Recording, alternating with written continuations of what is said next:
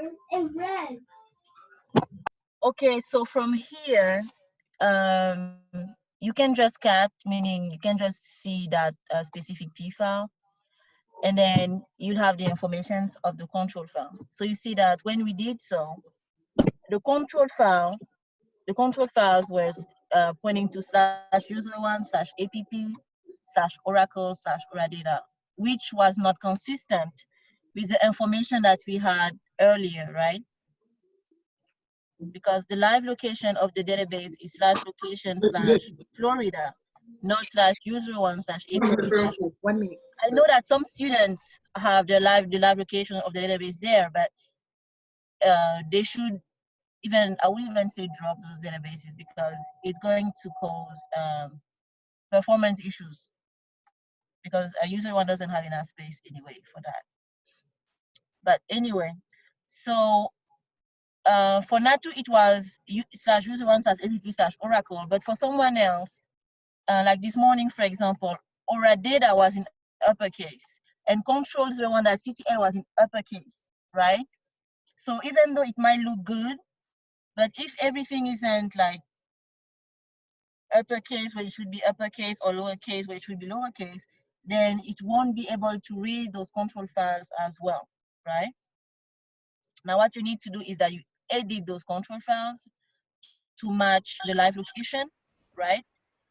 And then from there, you save it, you VI, right? You edit it, you save it, then you connect back to Oracle, and then you shut down immediate. It's not done already. Then you create SP file from P file, right? Oui.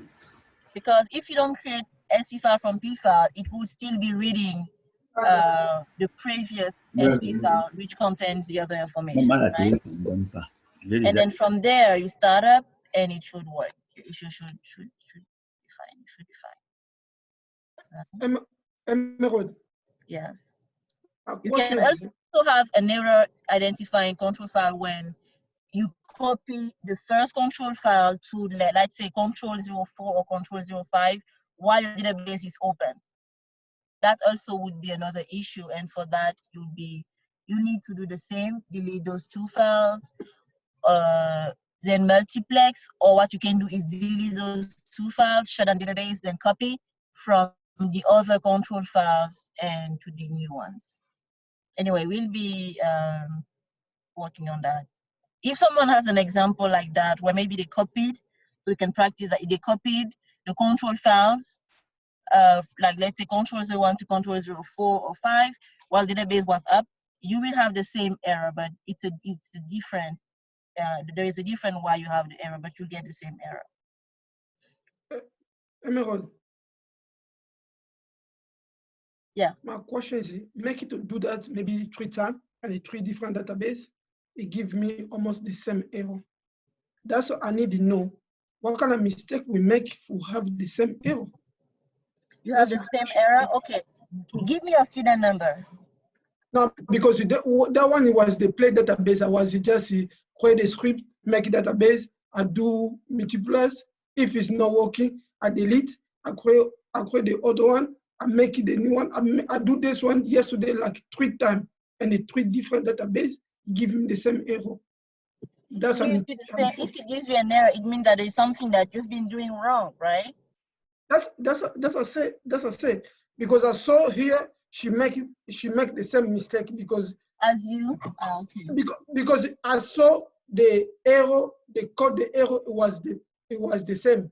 That's I know, oh, we make the same mistake, because I need to know what kind of mistake we make to have the same error, because I saw one now the way I cannot fix my error, but yeah. I need to know why I make this error, because if I make an error, I go fix it. Okay, I know when I fix the error, but why I need to make this error? What I cannot do for fixing the next step, I cannot make this error. Yeah, I think this is what I was trying to explain, that maybe you have maybe you might have the same error, but for different reasons. Natu's reason was simply that she put the Aura data destination that is in the database instead of in the Aura data, instead of in the /Aura data. That was just it. So that's why it was easy to fix. But for someone else, it might be another issue. So unless I'm able to see what you have, I won't be able to help you. Like I can just imagine like what's wrong. I have to see. So, I cannot ask. I think you cannot do that, but I cannot ask you one favor, because I cannot ask you. Maybe we give you one database, you try to multiply the control file. We can see the way you do it. We'll be doing that. Don't worry. We'll be doing that on Sunday. We'll be multiplexing. Okay. There are 2 ways of multiplexing, and also I have to tell you guys something important on Sunday. So it will be really good if I mean people can actually connect, because I won't say it again. Anyway, we talk about it on Sunday. Emerald. Yeah. Emerald, I am the person who sent you the private message according to the error. You asked me if I am to the. Yeah, I was asking for you in the beginning. Where were you? Yeah. I don't know. I didn't get the Zoom link early. I just saw the Zoom link a few minutes ago. So I'm not able to do anything. Okay, then we'll be practicing on that after, because we have to finish like the 50 questions. Okay, thank you. I know that practice is fun, but you have to do some theory as well. Yeah, no problem. I'll get you. So, thanks. Okay, please, so can I have privilege to record? It's Herman.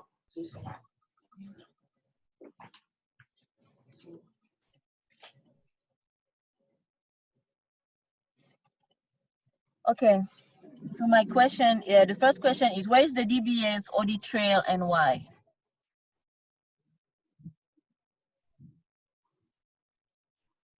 The operating system. Yes, the DBS audit trail is located in the operating system, right? Yeah. Now, why? It's located outside of the database. It must be stored outside of the database. Now, why? Because the DBA cannot audit himself. He have all the control on the database. Also, in case of the crash, Okay.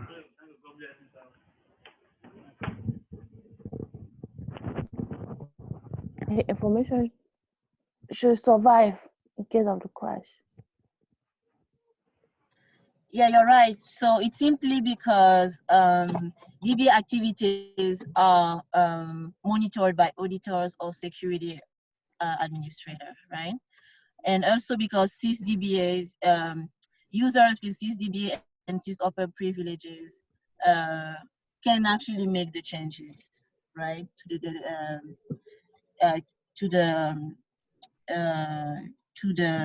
audit trails while the database is closed.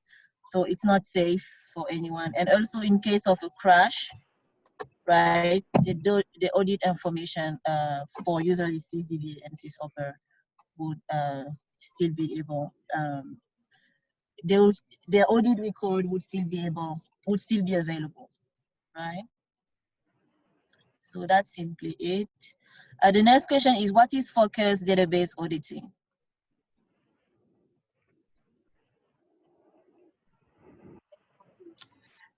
Emerald, Yes. I think focused database auditing it refers to auditing a single and specified type of statement on a specified schema object.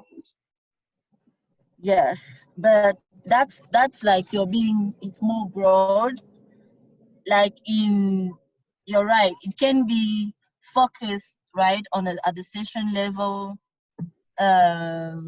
But the big picture, like focus, like the entire database, how would you define it?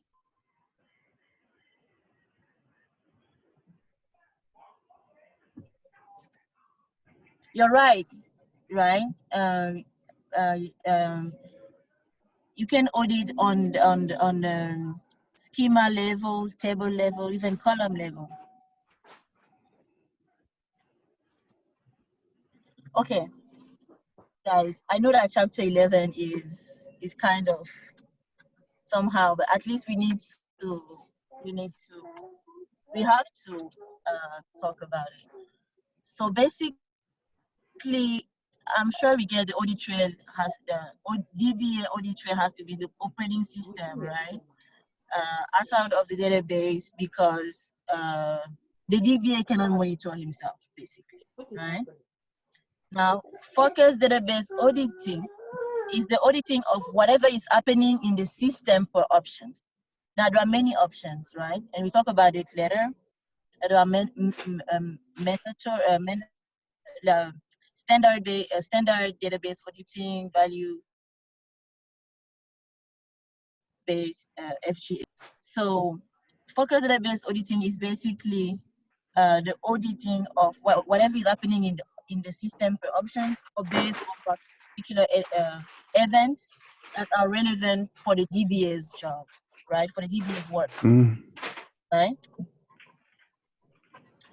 And you should also add that the database auditing should be properly focused to prevent performance issues. Now, what is focused database auditing? Now you can break it down to SQL statement auditing can be broad, but it can also be focused, right? If, for example, you focus on a username or on every transaction that succeeds or that fails, right?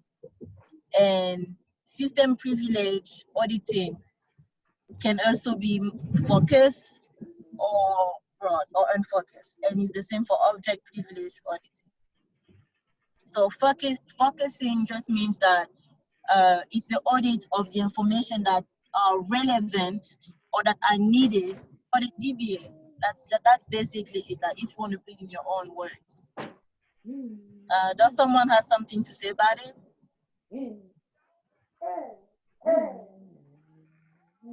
Hello.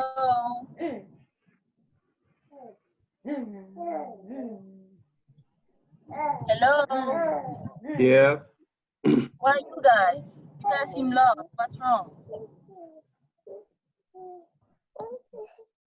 You can ask questions, right? If something isn't clear. Hey, don't only mute me. I've been asking the permission to record.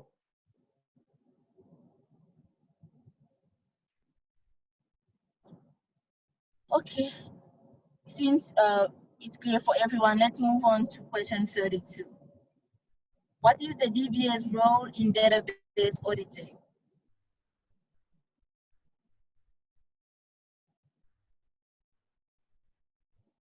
What is the DBA's role, right? Its role is to capture and store information about what is happening in the database. I couldn't hear you, sir.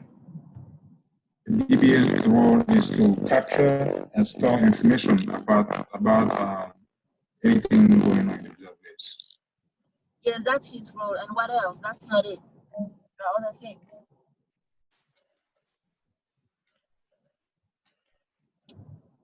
The DBA does capture audit information, but for what purpose? Why does he do it? Does he do it?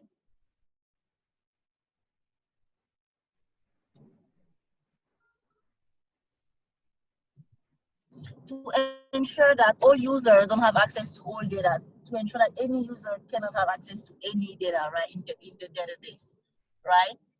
That's why he's monitoring.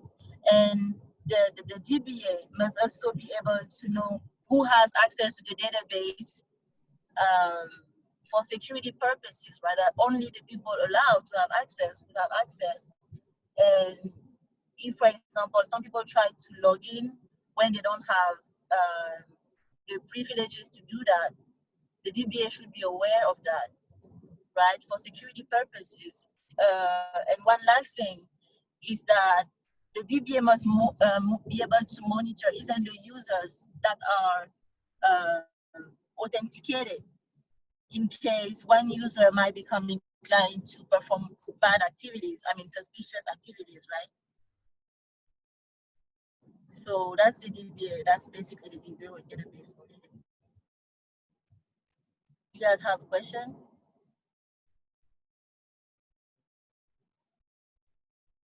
Hello? Are you guys good today? Yes, we hear. Yeah. Okay, I'm going to start picking people and just ask questions. Yeah. Answer that again. Excuse me? Hello? Hello? Yeah, he said answer it again. Okay, what's the DBA role in database auditing? You want me to say that again? Oh, yes, please.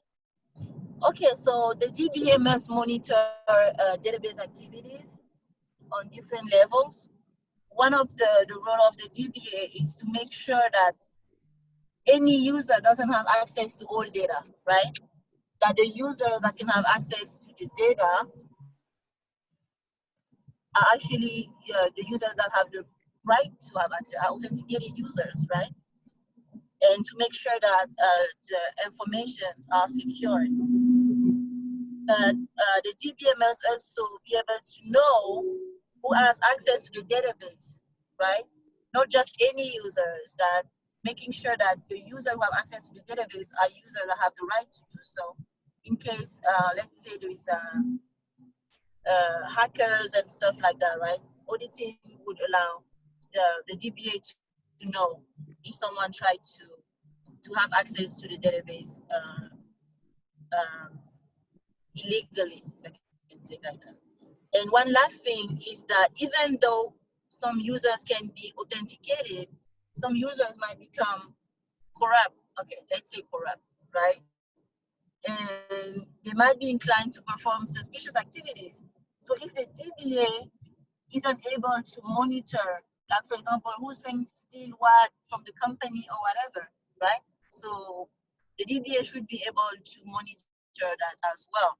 So for users that are outside, even for the users that are inside, let's say the company, and the DBA himself should also be audited, right? That's why there are auditors auditing the DBA in case the DBA too decides to become corrupt as well.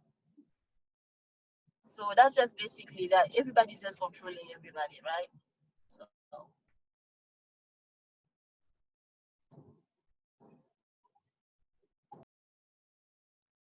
Thank you. do you guys get it? I'm trying to make it like everyday exam. I mean, Yes. easy.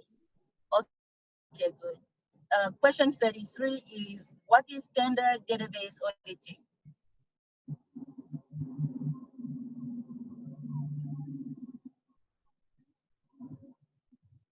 Renalda, you here?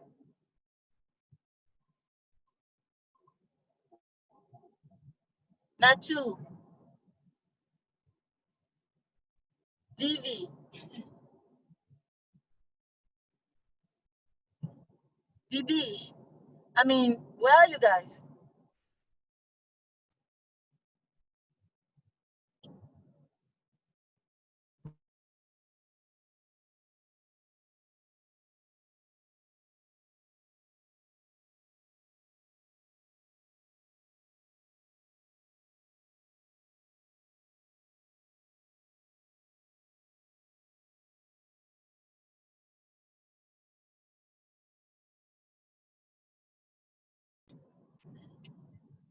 Okay, since everybody's, I mean, we have to do this and then we can move on to more practical. But chapter 11 is important, guys. Okay, so there's a main difference between, there are two main types of auditing. You have standard database auditing and you have mandatory database auditing, right? Now, the mandatory database auditing doesn't require auditing to be enabled in the database. But since we are focused on standard database auditing, the standard database auditing is enabled when you use the audit trail parameter, right? If the audit trail parameter, you won't be able to to perform standard database auditing, right? Standard database auditing simply allows the DBA to audit SQL statements, privileges, objects, schema objects, network activities, right? So the standard database auditing simply is when you enable, the auditing, right? When auditing is enabled in the database, because by default auditing isn't enabled, but auditing is still taking place. Mandatory auditing is still taking place. I hope you understand that. Hello? Guys, can we interact a little bit? Yes, ma'am. Okay. Fali, do you get standard database auditing? Just a little bit. Okay. So standard database is when you enable auditing in your database. By default, auditing isn't enabled, right? Okay. Yes. It's when you enable the audit trail parameter, initialization parameter. And it allows you to audit SQL statement, object, right? And then that's standard. Now within the standard auditing, right? You have now value-based auditing, you have the FGA, right? The value-based auditing and the fine-grained auditing are both extended version of the standard database auditing, meaning that you cannot do value-based auditing if auditing isn't enabled in your database, and you cannot do fine-grained auditing if auditing isn't enabled, right? Okay. You can only get mandatory auditing, right? Because it's required, right? So the next question is, what is value-based auditing?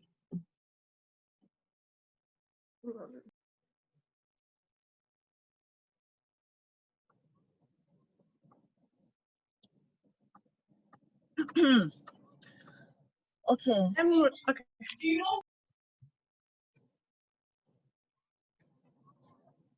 Yes.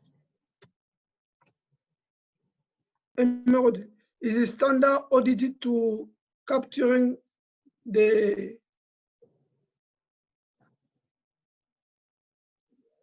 what can I say? Capturing the what? Mm,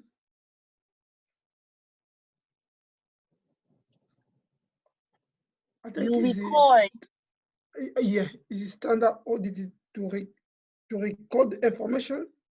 Yeah, to monitor like SQL statements, privileges, schemas, object, SQL statements, activities, login, restore. That's mean the value basic audited is to record, and the fine audited is to capture outward SQL. That's the difference. Did you just say the difference between value-based and fine-grained? Yes, ma'am. Okay, value-based is like, as we said, right? Value-based is the same as standard-based auditing, except that it has an extra features, right? Yes. Instead of only editing the events, what occurred, the values for like the DML, right? Values are also included, right? Yeah. So for example, if you say update salary 12,000, for example, the 12,000 would also be audited, right? Yes, But ma'am. if it's only standard database auditing, the 12,000 wouldn't be included. Okay. You see? Yes. Emerald, Yes. I have a question. I had noise in my background, so I cannot answer about standard auditing. Okay, so I just want to know if what I have as the definition of standard auditing is right. So according to me, it is a set of systematic guidelines used by auditors when conducting audits. It's a set of what? Guidelines used by auditors when conducting audits. I just want to know whether it's correct or not. Yeah, but I feel like it's not broad enough. I mean, you have to make the difference, right, between standard auditing and mandatory auditing, right? Your answer is, like Prof said, right? It's partially right, but it's not fully right. Right? Okay, thank you. You need to specify that standard database auditing is only enabled. You can only have a standard database auditing when auditing is enabled, right? By using the audit_trail parameter, right? And then after that, that's when you would add that, yes, standard database auditing would allow the DBA to monitor activities within the database, like SQL statement, privileges, and users' activities, right? Okay. So your definition is partially correct, but you can add more to it. Okay. Now, what is value-based auditing? I already said it. We already said it, right? What is fine-grained auditing? I think fine-grained auditing enables you to monitor data access based on content and to audit at the most granular level. Yes. What else?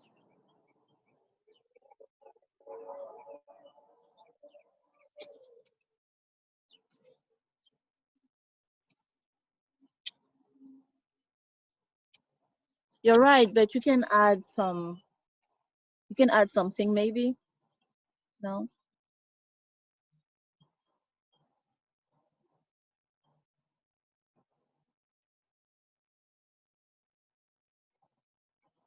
Hello, Rinalda? Yes, Emerald. Can you say that again? Okay, so as I was saying that fine-grained auditing enables you to monitor data access based on content and to audit at the most granular level. Did you specify DML? No, no, no, no, no. You need to specify DML because it's the auditing of DML, of all DML statements, right? You can also add that it administered with the DBMS_FBA. And with that package, you can create audit policies. And from those policies, you'd be able to audit record that would match the specific information that you put in your policy. So that would be what you would need to say about fine-grained auditing. Next is what is mandatory auditing?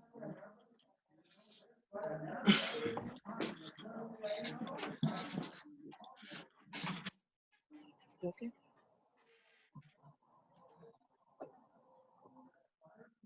What is mandatory auditing?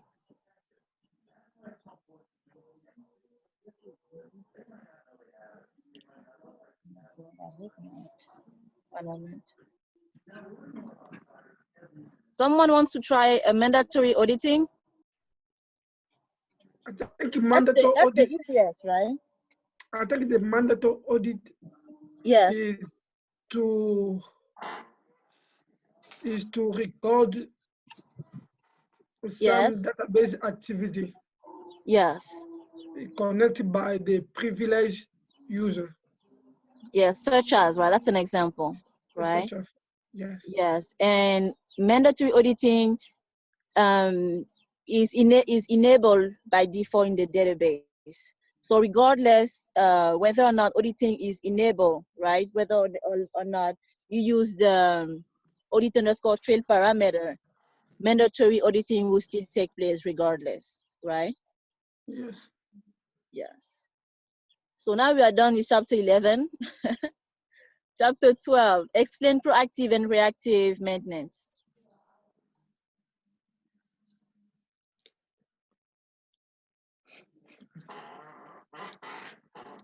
Okay. Okay, go ahead, Renata. Okay, so according to me, proactive maintenance is done before any problem arises in the database or to avoid the occurrence of any problem in the database. Unlike reactive maintenance is done when a problem has already occurred in the database. You're right. Now you need to add two more. You're right about the definition, but you need to add very important elements of the proactive and reactive database maintenance, right? At least two, but you can even add more than that. You need to give an example for proactive and for reactive database maintenance.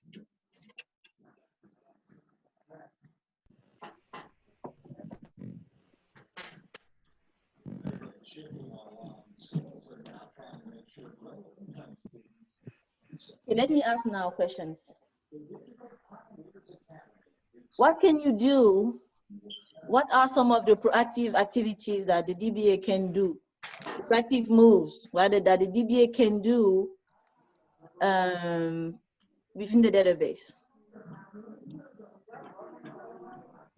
Can you list some of the examples? Yeah, set up the alert. Yes, set up alerts. That's good. That's one. What else?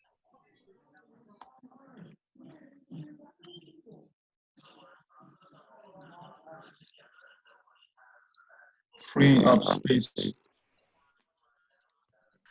Free up space. Yes. Schedule jobs. What kind of jobs? Backups. Automatic maintenance tasks. Yes. Exactly. What else? That's good.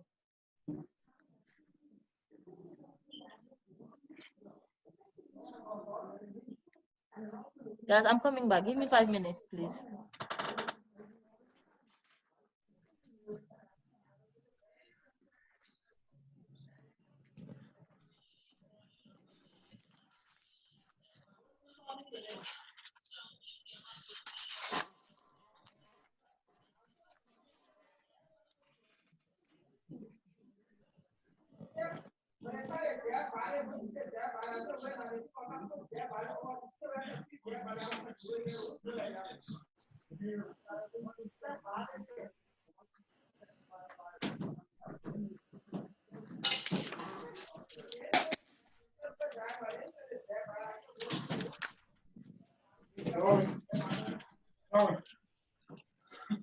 Okay, gone. So I'm going to the.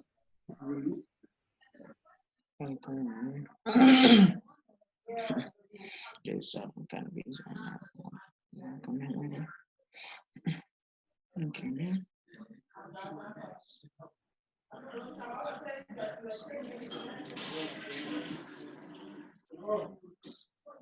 Bye bye, the DB gone. Gone.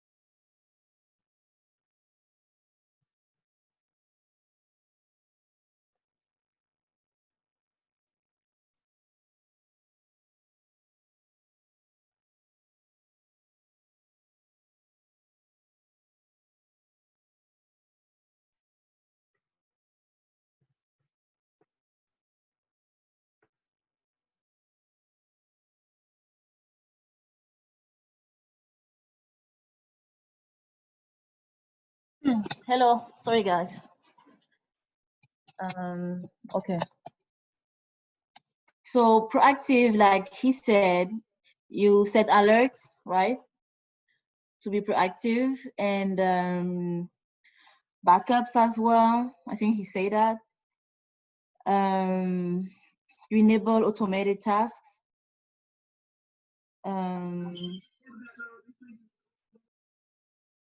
You check the health of the database. But one thing very important I didn't hear is that you use the AWR, right?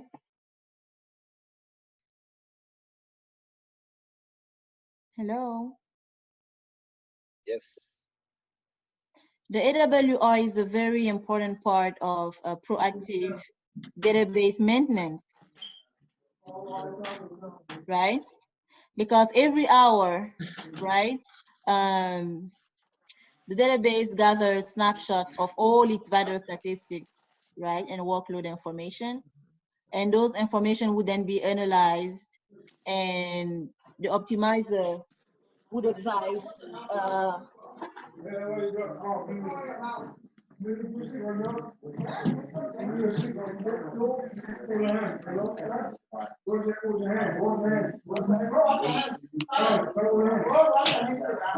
Or mute yourself, man. Mute yourself. Oh, I'm muting myself. Oh, I'm sorry. So I was saying that the AWR is a very important part of the proactive database maintenance. And you know that vital statistics and workload information are gathered and stored in the AWR, right, every hour. And these statistics, these informations can be used to improve the performance of the database before it becomes a major problem, right? So that's why you cannot talk about proactive database maintenance without mentioning the AWR. AWR is very important, right? And then when it comes to reactive, right, maintenance, for example, I'm going to ask you guys a question, and you guys should be able to, it would make sense. If, for example, there is a database crash, right, the database crashes, right? Okay, I think you guys can still see the PuTTY screen, right? I want to show you something. I want to show you guys an error. Okay. You guys can see the screen, right? Yes. Okay, I want to show you guys something. Here, the database is down, right? That's a critical issue. Error in identify control file, that's a critical error. That's a big problem. That needs to be fixed as soon as possible, right? Now, do you guys think that you can just run an AWR report?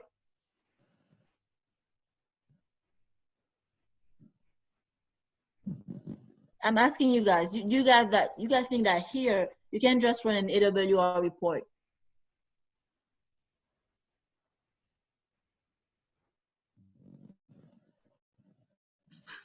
Yes, I think you can. How? Database is down.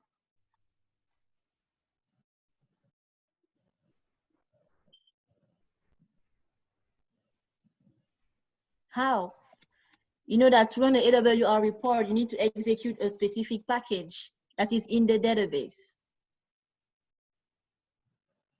So you cannot run an AWR report when the database is crashed like that.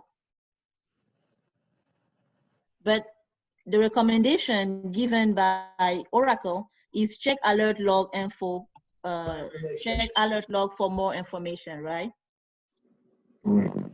Now, if you check the alert log, where is the alert log located? Where are alert logs located? And trace files. BDSM. Where?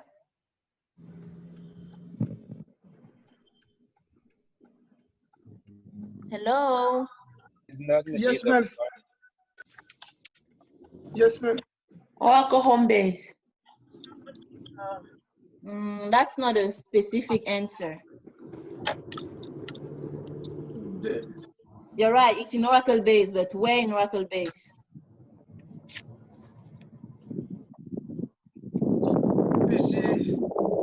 Yeah, I mean. In the diagnostic? Yes. Is there in which one? Diagnostic. Oracle base / diagnostic / Okay, what's the name of that? What's the name? I want to read the name itself. Yes, ADR, I heard it, ADR, exactly. Alert log files are located in the ADR. So for reactive database maintenance, you need to go and check the ADR, right? You need to check the alert log files, right? Because all the informations are being monitored, right? And alerts were generated, and for you to have access to them, you need to go and check the alert log. files, right? And the alert log files would provide you with recommendations on how to fix the problem. It would tell you, okay, your control files has that issue. Okay, one control file is pointing to a directory that is empty, for example. It would give you the recommendation and it would allow you to fix the problem, right?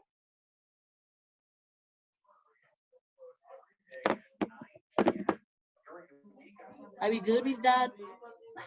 Yeah, if you can make Yes, some, ma'am. you can make some example. It makes sense, right? Yes, ma'am. I just gave you guys an example with the control file error that we just had, right? If you go and read that alert log file, it will tell you that those control files are not being seen. The directory the location in the P file is empty or something like it would clearly tell you that you need to check the directories, right? Yes, ma'am. Advisor would be advising you, right? Database advisors. Emerald. Emerald. Question. That's mean like every error we go have no database. You go find the mistake in the alert log. When you go check if you got error mistake. Yes. Yes. Error, if Yes. you go to the alert log, Usually, as soon as you get the error, right, you need to ask. As soon as you get the error, just go check the alert because it keeps adding information, right? So as soon as you get the error, go check the alert log, right? You have an alert log for each specific database. Are we good? Yeah, thank you. That's part of being proactive. What we did earlier was being proactive, reactive. I'm sorry, reactive. Right?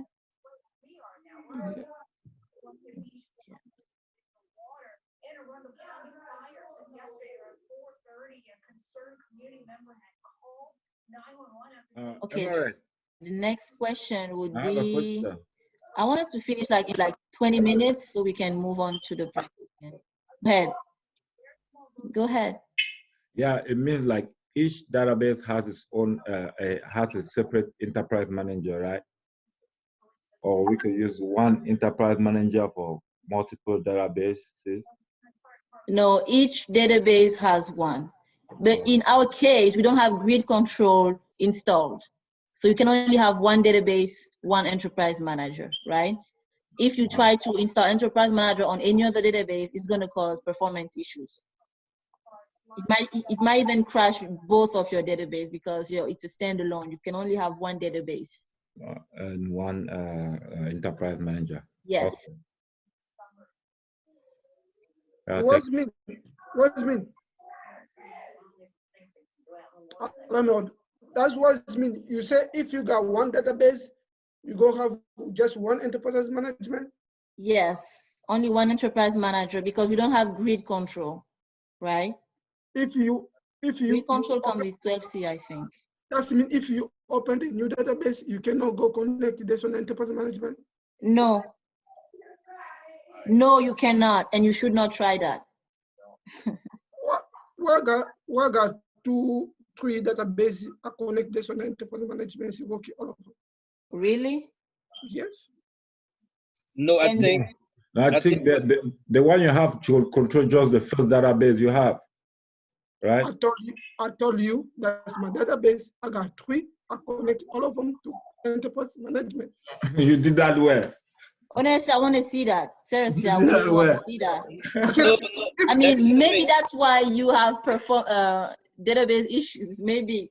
I don't know. No, what Fali did, Fali. Yes, sir. I think what Fali did, Fali configure a new enterprise manager for each database. That's what he did. That's what I'm saying, that you cannot do that. Well, I did it before. You cannot configure multiple enterprise manager for different database. We don't have the grid control enterprise manager installed. We only have the standalone. So it's one enterprise manager, one database, and all the other database shouldn't have enterprise manager. Otherwise, it's going to cause issues. Well, I did that and mine is working too. I don't know. You need to ask off about that because I'm surprised that your database are actually up and running. Are when they you should Thing only is have open one just database on the for one first enterprise database you manager. have, but you don't know that. Maybe You people guys, I don't told trust you, the I database. got 3. I open for all of them 3. If I make a mistake, I open one. I open the enterprise management. If I open the auto database, I try to connect. It's not going working. I need to get out, close that one, and open the new one. It's working. If you want, I cannot try. I try this one now. Okay, Yeah, then you mine need is to ask. working too. Yours is working too. Yes. Emirate, I'm so.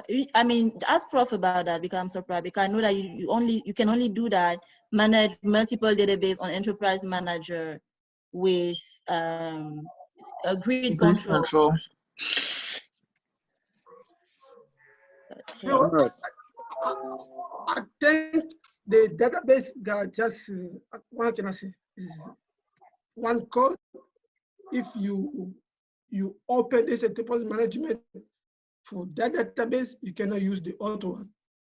You have to close the window and you open the new one for the database you try to connect.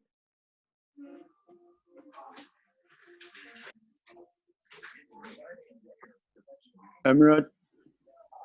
Yes. So please, can you help me out with the stuff I sent you this morning about the database that I created using the second method that he taught us? And Guys, tell me okay, about I'm not okay, like, can I say something? I'm not trying to be mean, but we did that. We practiced it 4 times. And no, I feel like we cannot come and do that here again. No, You I'm guys not have talking groups. about. Please, can you I'm not. please let me finish? Okay. You have groups. Some people in your group must have gotten it. If it didn't work the first time, fix the issue. Maybe if the issue is that maybe you tried to do it the first time, it failed, then I can tell you what needs to be done first. For example, if it says Oracle not available, right? Or it shows you enter data file number. Okay, that's one I may understand that, okay, we didn't have that error, so I can show you how to fix that error. But you Yeah, cannot tell me to go over the whole process again. No, I'm not telling you to go about the whole process. I'm just saying you should help me out to fix the problem, as you said, because it was showing that I should enter the what something number. Data file number? Yeah. Okay, it means that the first time you run it, it failed. So what you need to do is that you need to kill the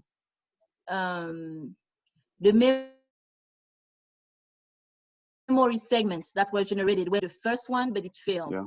Right? Yeah, because you enter value for data file. So that was what you were saying. So how am I gonna do that? Because I wasn't in the we still have to do it before I show you guys, because I knew that error was gonna come. What you do is that you connect to the environment of the database you failed to create. That database, not anywhere else. You connect to the environment of the database you wanted to create, right? Because there are memory segments that were generated. Now what you do is that you connect to sys, you enter on the operating system, sys res v. I'll show you guys how to do that. Sys S-Y-S R-E-V, you connect, and then you'll be able to see 2 memory segments, ID, right? And you pick the first one, and then you do IPCRM space -M, and then you copy, you kill the first memory segment that was created, and that should be fix your problem. And then you go back to the right way to fix that, to the videos, and you follow it step by step. Don't skip a step, don't neglect the step, right? And it will work. It will definitely work. Okay. So, and I'm pretty sure that I show you guys how to kill memory segments that are not being used or that are causing issues. When it says Oracle not available, that's when you do like sys res v. And so if you didn't write down the steps to do that and you neglected, maybe because it wasn't important, I can issue is send that you maybe the the issue statement is that if you maybe, want. yeah, you can Yeah, send it to Emero, me. you can send us the script so we can try it. Yeah. I send it. I show you guys to you in class. Maybe The you thing thought is, it was not relevant, but I definitely no, show you guys maybe I because I wasn't in knew class it at the was going to time. come. And it comes a lot. It's an error that comes a lot. It happens when you multiplex, when you clone, even when you might do a backup, it might happen. Many people doesn't have access to Dropbox, so. What do you mean? Everybody should have access to Dropbox? No, sometimes she's supposed to send the link. If she do Everybody not don't have access. I'm telling you about this thing Wednesday. Me too, I don't have access for the Dropbox. Seriously, guys, you need to Everybody find has a way access. to fix that problem because on Sunday I'm gonna tell you, give like a very important information. The first time, it has nothing to do with school. I mean, not with school. It has to do with school, but it's not part of the curriculum right now. But as a TA, I want everyone to succeed and to move forward. So you guys, even in class, you guys need to really start working together. Like you really need to start. If maybe you see that one of your group isn't working, change the group. It's fine to change the group. You don't have to stay in a group that you don't like. But you guys still have to work together. Everybody should have access to the videos, right? If you see that you have not been able to have access to the videos, start recording. You can ask the person to record. Because from there, we are just moving forward. And if you guys are not united, it's not gonna be good. It's not gonna look good. I saw some arguments last time on WhatsApp and I was like, why are they doing this? They need to be, you guys need to stick together. You'll have to stick together for a while. I mean, at least for a few months, for more months, not maybe like for 7 months at least, or 6 months.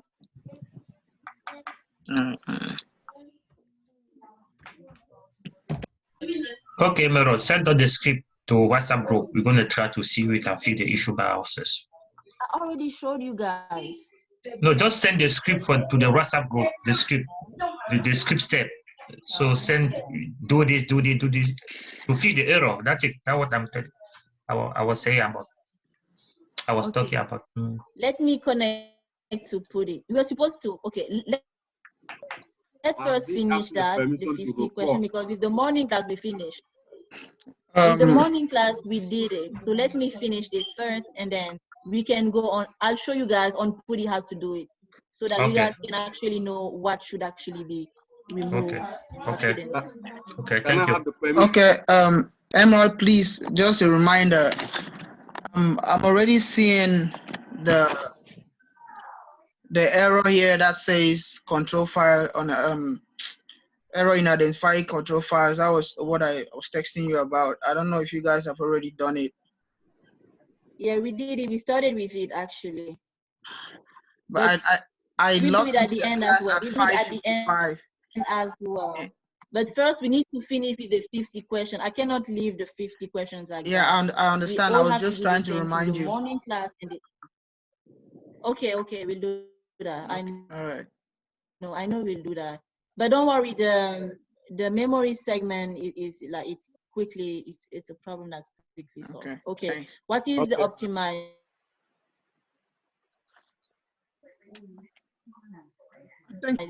Right. So what is the optimizer? What is the optimizer? Optimizer is to choose the best execution plan for each statement, if each SQL statement. You're partially right. I mean, it's good already, yes. The optimizer is the part of the database that compares. First, it compares, and then it chooses the best plan, right? That would have the lowest cost, and that would require the least resources, right? And it determines the most efficient way to execute a SQL statement, right? And many factors would be included, such as you can enter ints, you can add ints, statistics, decide how to access data, how to join data, and so on, right? Okay, so that's the optimizer. I think we all get the optimizer. Now, what are optimizer statistics?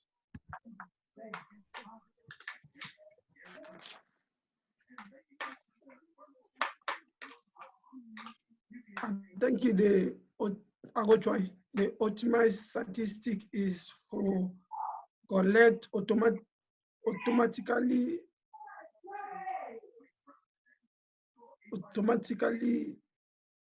can I say data for automatic maintenance job.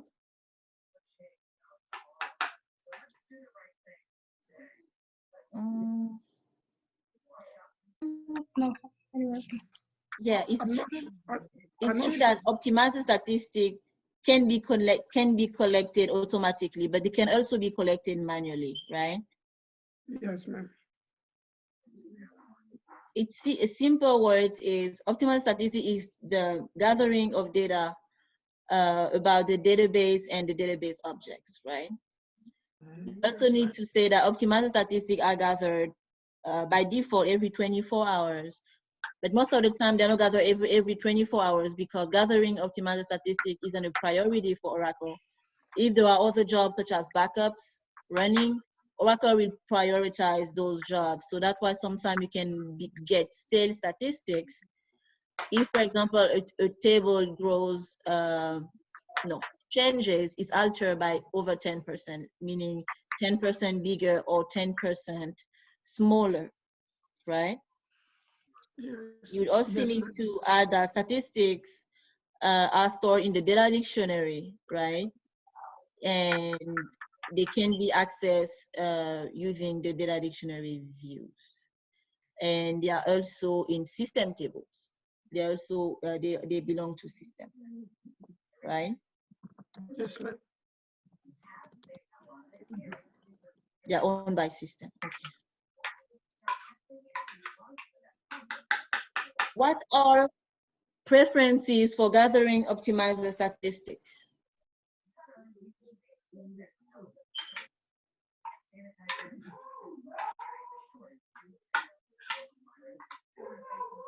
I'm just going to rush through it because we clearly won't have time. So I'm just going to answer, and if you guys want to come back to the video, you guys can come back to it. Please, the host, please check your messages. We need permission to record. Thank you.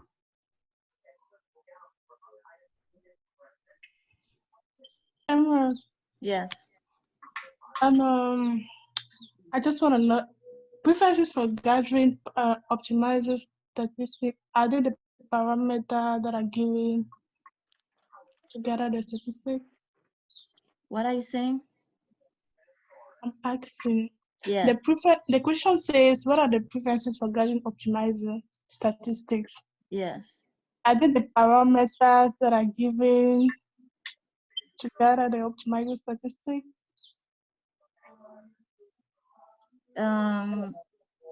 You can say that, but they're not called, like, they're called preferences, right? Yeah. So there are preferences that are used to gather those statistics. Yeah. For example, when you talk about optimizer statistics, you start, we use that when we practice, right? The DBMS_stats.gather, right? Statistics. It's used to gather statistics, and we know that it can be called at different levels. For example, you can gather statistics at a global level, at a database level, at a schema level, right?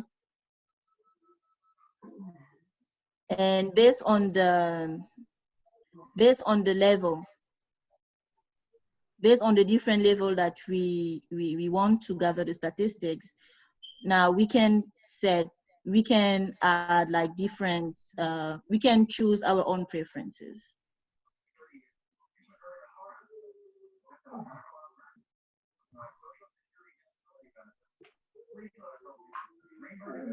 Now, can someone give me an example of a preference? Method option. Method option.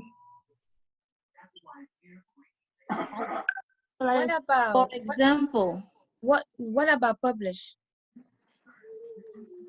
How do you mean publish? Yes, publish. Yes, you're right. Publish. Publish is a preference, right? Yes, Yes. You're right. Publish is a preference. I think incremental is a preference too. Yes, incremental is a preference, exactly. Degree. Yes, degree is a preference as well. Cascade. Granularity. Cascade is a preference as well. Okay, you guys know what preferences are, and that's good, that's good. So let's move on to the next questions. What is the AWR? AWR. Yes. I think AWR is a built-in repository found in each Oracle database, and it is used to, it is used for data gathering, analysis, and solution recommendation. Exactly. What else?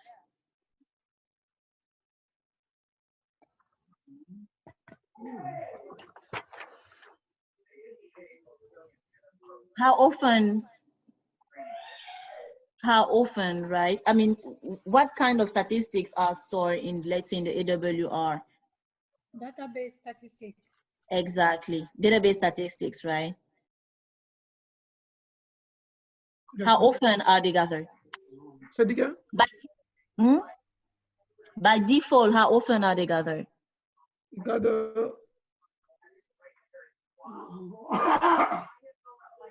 Every hour. Stop.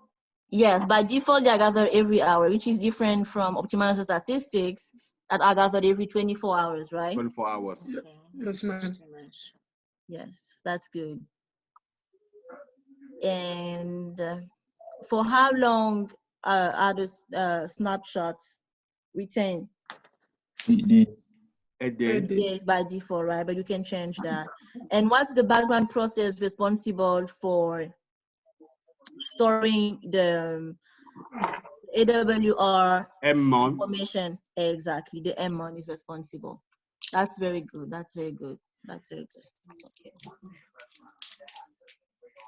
Let's move on. So we need to make sure we mention the M-mon, that 8 days, 60 minutes, that it's a repository, and it gathers snapshots of virus statistics and workload, and basically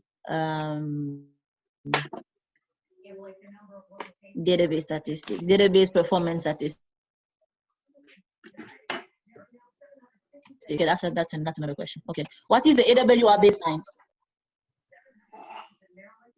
It is a set of AWR snapshots for performance comparison. Exactly. That's exactly it. It is a set of AWR report used to compare different informations. For example, when the database used to be optimal and when the performance is down, it would compare the snapshot when the performance was optimal to now that the performance is not as good. This is just basic AWR baseline.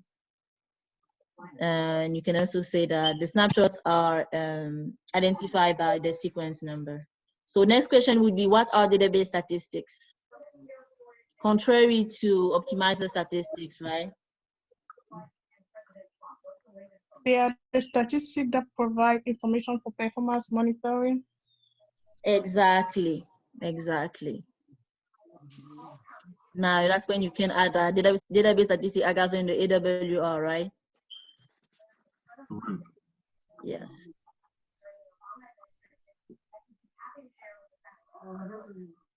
That's good. What do you think the main difference between database statistics and performance statistics is?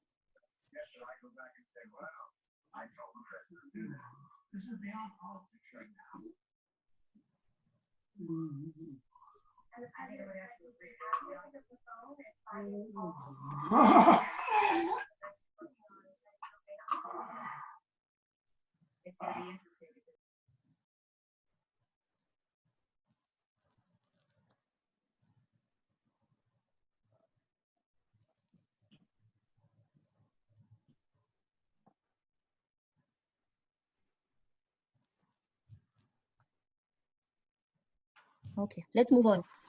I encourage you guys to. Okay, what are statistics levels? Since no one has questions, right? Let's continue. What are statistics level? And can you explain them? Okay, we still had 2 practice to do, so let's quickly go over it. Statistics level, basically we have 3: basic, typical, and all. Emerald, can you please define what is statistic level? Statistic level are simply statistics that are gathered at different level, right? Statistic level is a parameter that would allow you to capture statistics. Yeah, that's basically it. But at different levels, right? And the levels, you have basic levels. Yeah, when you don't have matrix, and the automatic optimizer statistics is disabled, and you don't have any advisor or alerts. So that's basic, right? And the typical one is the one that is recommended. That's where the important statistics are collected. I mean, the statistics that are used and necessary required for database self-management, right? For the optimizer to be able to use the statistics to create an execution plan and to provide recommendation on how to fix, let's say, performance issue. And all is only enabled when the database, for example, when you create the database, all possible statistics are captured, all statistics, right? And the issue with that one is that it's not good for performance. It can cause, it's not good for performance. It can cause performance issues because there are too many statistics that are gathered, and they may not, I mean, they more than likely are not all useful or needed, right? So the old one is when you create a database that you might need all the statistics. The typical is recommended because you have all the important statistics that are gathered, and you're able to have access to the advisor so that the database can automatically manage itself and recommend how to, for example, improve the performance of the database. I hope it makes sense. What's the ADDM? ADDM is the AWR cousin, right?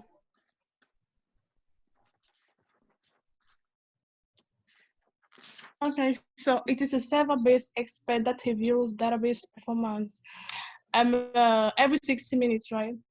And its main focus is to detect early. It's not by default. It's 60 minutes, and it's 60 minutes by default only because the AWR by default is 60 minutes. You can change the AWR every time snapshot are run for the AWR. You can change that to even 2 minutes if you want, right? So it runs automatic. Instead of saying it runs every 60 minutes, you should, I mean, it would be better to say it runs automatically after each AWR snapshot. It always runs automatically right after there is a new AWR snapshot. You see? Okay. So its main focus is to detect early system bottlenecks and recommend solutions before the system performance reduces. Yes. Yes. That's good. That's good for ADM. That's good. Wait, is there something more? What is advisory framework? Simply provides you with useful feedbacks about the resource utilization performance.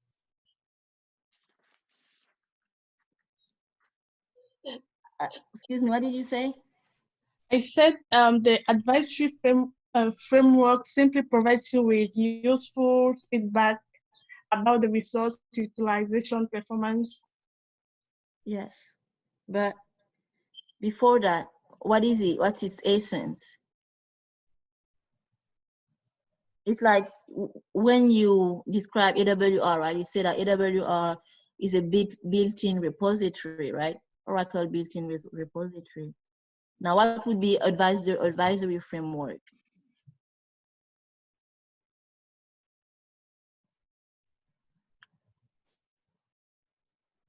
It's simply a manageability infrastructure, right? Okay. Introduced by Oracle, yeah.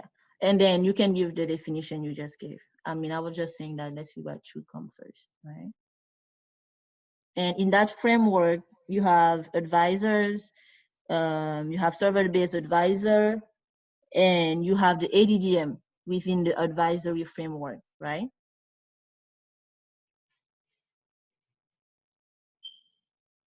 Okay, let's move on. Next question, list and explain advisor.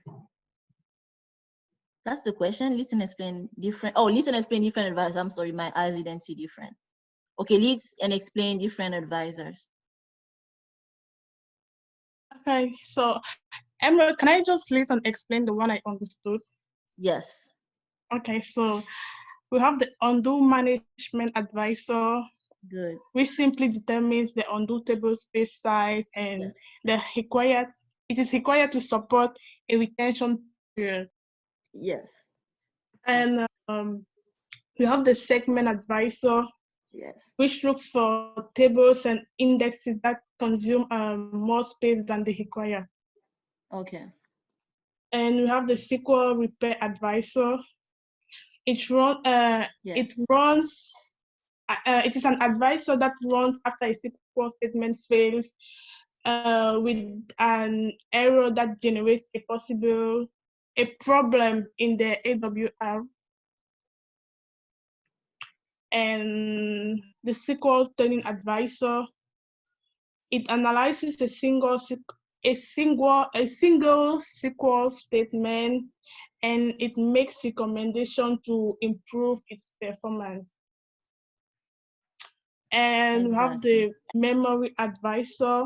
It collects several advisor functions, which helps it determine the best setting for the total memory used by the database instance. Okay. I think that's all I know. That's good. That's good. I think he said list and explain different advisor. If that's true, it would be fine.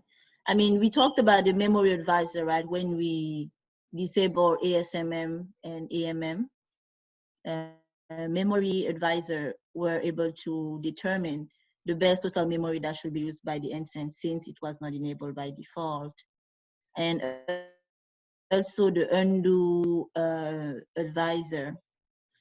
So we good. Can we move on? Okay, next question is, what are automated database maintenance tasks? I mean, what are automated maintenance tasks? They enable the Oracle database to automatically perform some tasks. Exactly. Yes, it's simply that. It's simply that. It allows the database to automatically perform tasks. That would be for proactive. This is a database alert.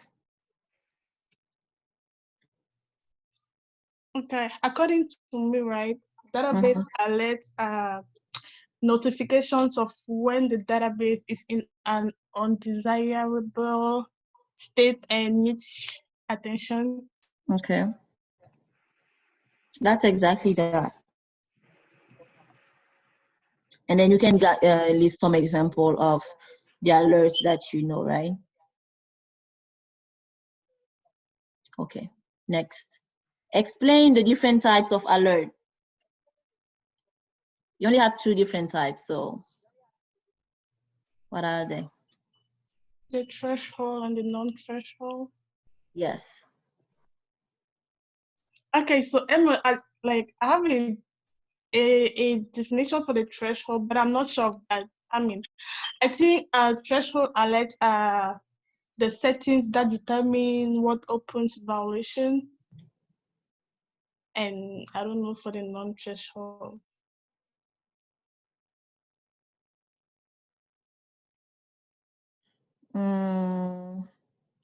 I mean, it's just as it says, like, right? If you think about it, what do you think would be threshold and non-threshold? What do you think from your own understanding? I think you can get this. Threshold is like it sets a line like threshold is when you set a threshold, right? When you did set a threshold, but not all alert will appear because you did set a threshold, right? For example, in the example here on PUDI with the control file issue, right? You got an alert. You got an alert message. The other thing that it's not because of, for example, a percentage issue, or for example, table space being full. There are other types of alerts that can be generated. For example, snapshot too old, right?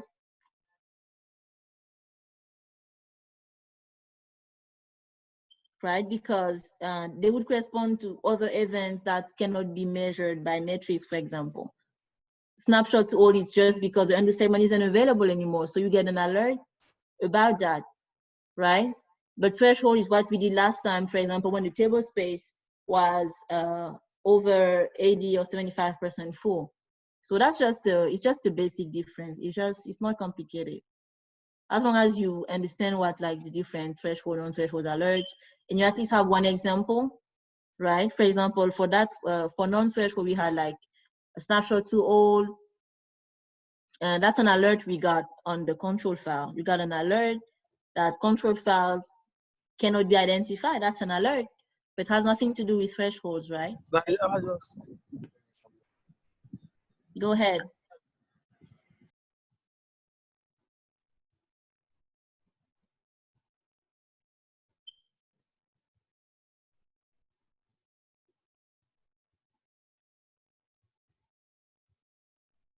Okay, can we continue? Now let's go to practice. Hello? Yes, we are there. Let's go to, I know that you guys just want to practice, so let's just go to practice. From where, Puri? Puri? Yeah. Yes. I need one of the two students that were having issues to give me the student number. Okay, me is 385. 385. I was the first. I was the first. Don't fight.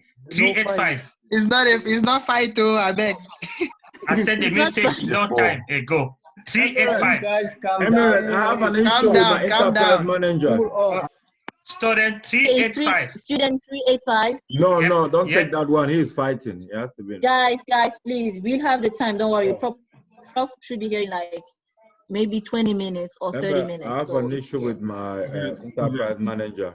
I can't log it in like 6. If everybody is fighting, we won't be able to finish this, guys. So let's do Emerald, go ahead with the first to say 385. 385. Correct. Thank you. 385, right? 206. Yeah, 385. Okay, So let's that I'm the 164. No. That's the other third. No, I was even supposed to be the first. Let's begin, man. Hey, I see. Okay, let's connect to Oracle. Okay, what's your issue, student 385?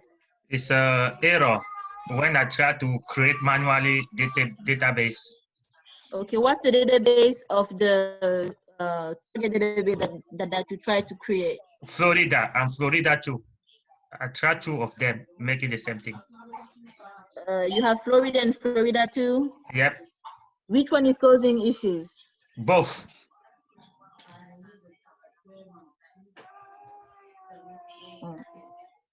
I generate the script. The script is there already. Everything is there. When I try to create manually the database, that way I get that error. Okay, let me share the screen for that second. Okay. Okay, so you say that it's Florida, right? Okay, so both caused the same, you had the same issues for both. Let's see.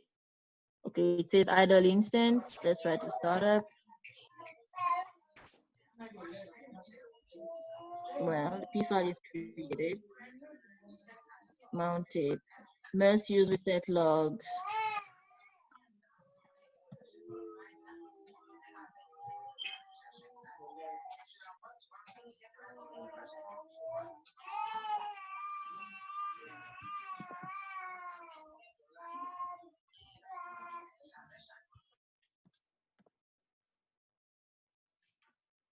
Your database is fine.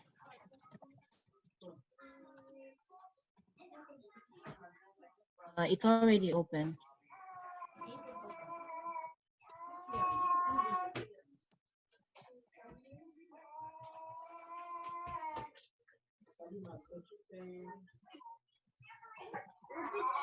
Okay, so here your issue was that you needed to reset the set the reset logs, right?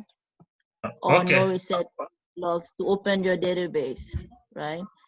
Okay. And you set the logs, right?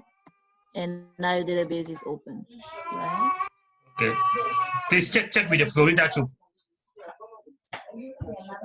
Okay. You guys understand after the database open reset anyway, we'll talk about it on Sunday eventually. Okay, now let's try to with Florida too.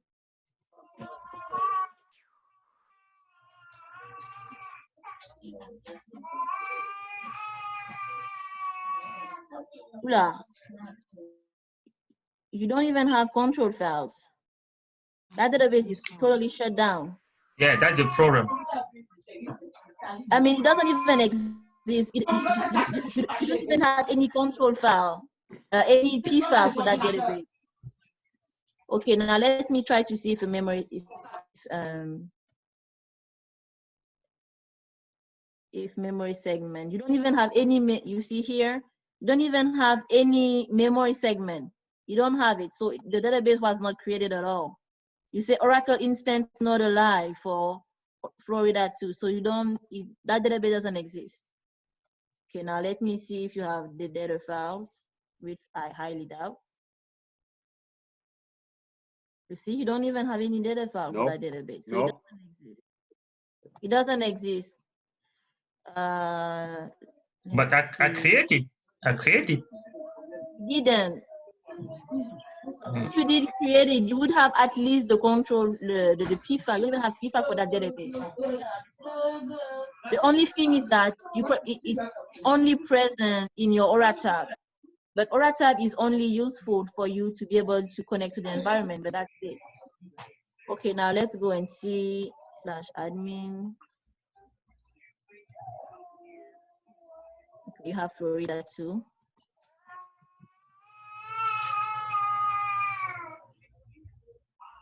That database wasn't created. If it was created, you'd have P-file, AD pump, stuff like that, but you don't have it. Now Yeah, that's what I'm saying. When I try to create it, I have error 010, 010, what? Error 010 something. Oh, look at that. Look at that. That's a big problem. You see that?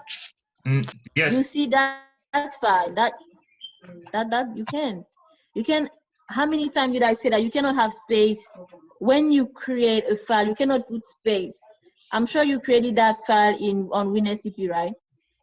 No, I create on Puri. I created on Puri. Possible you create on Puri. How are you able to create that on Puri? It's basically like 3 files. It's init, Florida, tmp.aura. You cannot put space. And if it failed, that's the reason why it failed. And besides, it should be Florida too, but it's Florida, right? So you wouldn't even be able to, you need to remove everything that's here. Let me help you remove everything. Okay, from here, you should start over. Start over and try to do the same thing. Your database, Florida, is open now, so just go through the same step that you did. Now, Okay. next student. Student 64. Student 64, Emirate. Okay. This thing. Let me connect to Pudi. Oh, Jesus.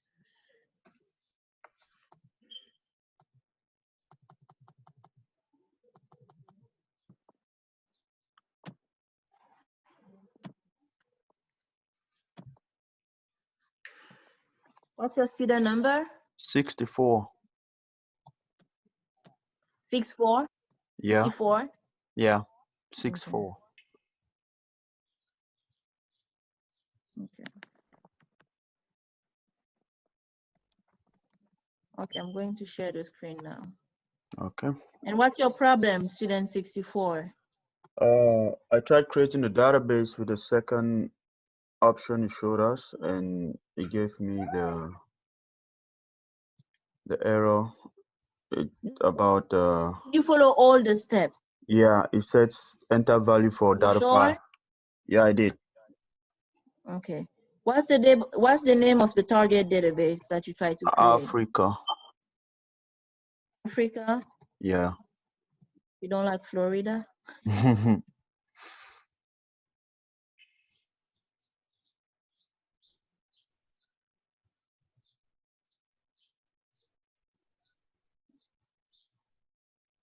Okay, what does it say? Unable to create OD space, no search follow directory, and then, okay. Okay. So from here, you just can connect. You just cannot connect.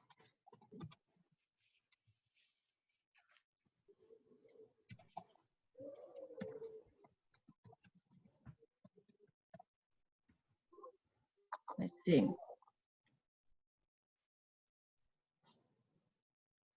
Maybe sometimes it's just that you didn't connect right at first. Okay, it's the same. Okay, from here, what you do is, see, you already connected to the right environment, right? Yeah. Okay, now you see that database doesn't really exist, but it already has a memory segment here, right? Yeah. Now, what you want to do, memory ID, right? Shared memory ID. What you want to do is remove that. Remove that. Remove what? Shared memory ID? Yes. Remove the shared memory ID. You see that that's the first comment. We did that in class. That's why I'm not going to take too long to explain that. We did that in class before. The thing is, maybe so see, that's the first comment. I wasn't in class that day. That's why. Okay. But you had the videos were taken, right? Okay. Yeah. Because if I was in class this day, I would have corrected the error without any complaints. Okay. Okay. It's okay. Now you know. And now you know. Sure. Thanks. Okay, so that's the first. It says RESV. And then that's the one you want to get, right? The shared memory ID, not the semaphore ID, right? So and that's it. From here, you should be able to connect. You say directly it says connected to an idle instance, right? So now you're actually able to connect to SQL. Before you were not even able to connect and able to connect to Oracle at all, right? Yeah. Now, let's say the database is probably not okay. Okay, you don't have any P file, so it means that you didn't create a database at all. So what you need to do is you need to go over the same steps again. You won't get that error because when you have where is it? Okay, when you have that error, right? Unable to create OD trail, unable to connect to Oracle, for example. When you have these errors and you try to create a database with that same name, it will not work. The only way for you to be able to create a database with that same name, when you have that error and you know that no data file was created, no control file was created, nothing was created, right? Yeah. And you know that the only thing to do, if you are sure that the scripts are correct, the script were properly edited, then that's the way to solve it. You come to sysres, right? And then you give the shared memory ID and problem solved. Okay, so so I just have to change the name right now, edit the names, and run it again. Let's check your. Okay, let's go and check your. Besides, you guys did backup and recovery with Prof already, right? Yeah. Yes. So you guys need to start backing up because it's really important to do that. You guys are starting to create new databases and multiplexing. So it's really good to start backing up your databases. Okay. Okay, it's listed. Okay.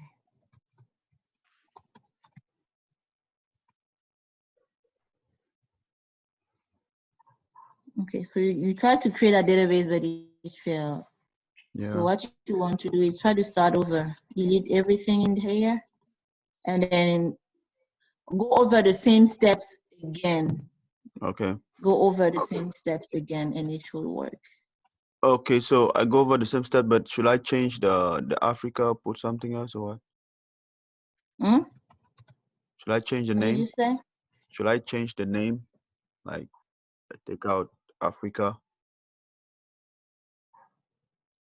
Don't change the name. You can use the same name. It's just that you need to empty those direct. Try to remove the whole direct. You need to make sure that everything is. You need to make sure that everything is full, right? Okay, because when I created the stuff, the thing that caused the error before was because when I copied the script, right, I did not edit the student number. I left it with the XX. Oh yeah, you see, that's So a problem. when I discovered that, the first time I went to DBCA and then I just deleted the database and then I ran it again. The same error came in after I edited it. Okay. So now it's like it was never there, right? Yeah. So just do it again and it should work. And make sure it's your student number. But that shouldn't even be a problem because I think you edit your student number for the TNS name, right? Yeah. So that could not have been the problem. The problem is somewhere else. Wait, I'm actually saying you actually have files in here. You have control1, but you don't have P file. Okay, just start over everything because you're not able to connect to your database anyway. Okay. Please, student 206 when you're done with this one. Okay.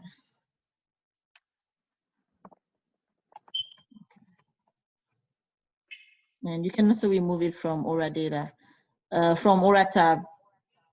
So go ahead and do that. You edit, you remove from Aura tab and you start over, right? Okay. Okay.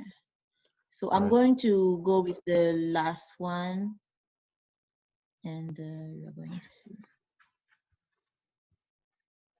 Go to Aura tab. So since the control file were created and the system and undo, it means that your control file were fine. You were able to, the control file were created, but something happened down the line. I don't know what happened, but just go over the same steps again and pay attention this time to make sure that it runs well. Okay. Okay.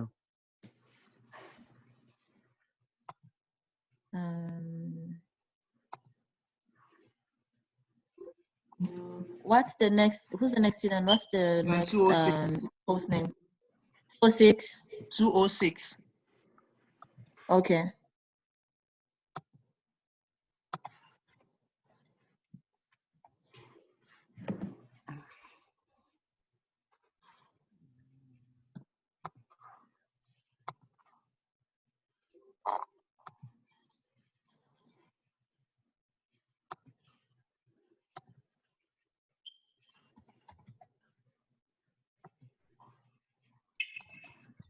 And what's your problem? On error in identifying control file. Okay, we did that at the beginning. Let's do it again because I know it's an error that many people have. Okay, let's do it. That's actually good. So we won't have to do it on Sunday since we did it twice today. And okay, so let's do it. What's your database name? CMDMO. The database name of CM. CM. CM. M as in Yeah. man. Okay.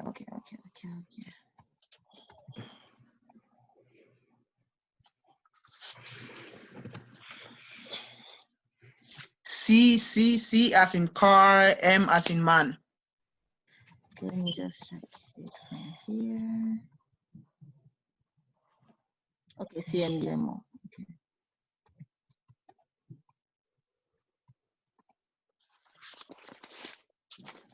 Okay. Okay. Let's check the status of the database.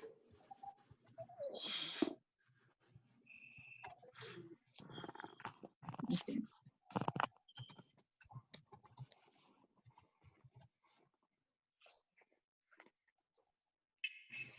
Okay, error in identifying control file. You guys remember what we did, right? What's the first step? What's the first step? First step is we go check the live location of the database to see what are the files, the control files that are there, right? Okay. So we go to the live location, which would be oradata/cmdemo. Then we list it. Okay, we only see two control files here, and the control files are located in /oradata/cmdemo. So we should be able to see the exact same thing in the P file, right? Okay. So we go to the P file.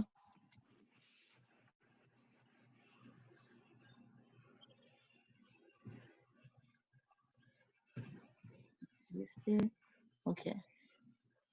Now let's first get to see if something is there's an issue.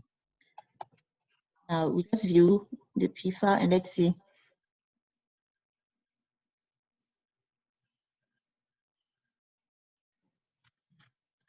It seems like it's the same, looks the same, right? It's /oradata/cmdmo/control01.ctl and oradata/cmdmo/control02.ctl.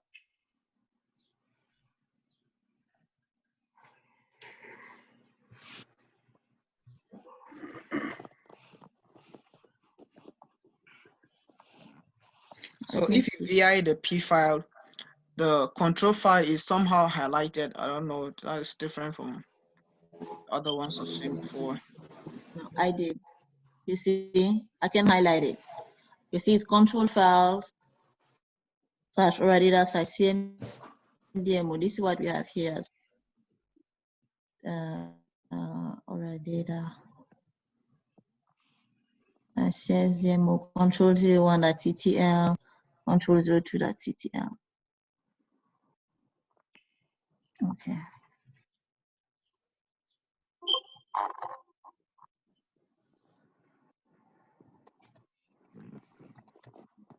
Let's try to shut down immediate. Your P file are fine. Your P file is fine. But let's try to see what would cause this. All right, there's something I did. Maybe you didn't create SP file from P file, so let's first start with that. Okay. Okay, and let's start up if it's going to work. Did you just edit your P file? I think I did that before I realized that error. Oh, so you just edited the P files? No, yeah, when I VI'd my P file, what I wanted to do was, I had a problem of I think no memory or no space like that when you want to create a new database. Yeah. Then you had to go put a hashtag in front of memory target. Yes. Then instead of memory target, I mistakenly put a hashtag in front of control file. Then I realized that error. So I went back and I removed it. then Yeah. saved it, then I still realized the same error. Okay. Okay. I get it. It's because you forgot to create SP file from P file. When you put the hashtag before, it basically means that it's not seen. That line becomes invisible. Yeah. So it wasn't seeing any control file parameter. That's why. Okay. So I think we're good, right?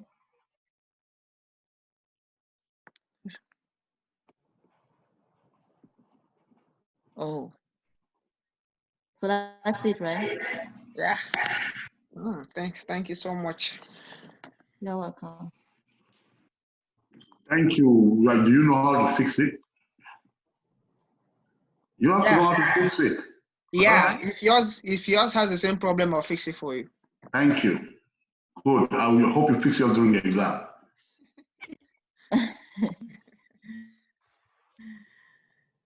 That's what it means. I'll bring it in the exam, so I hope you're able to fix it there. Yes, I will. Very good. Thanks so much, Emerald. You're welcome. All right. Are you done, Emerald? Yes, Prof, I'm done. Okay.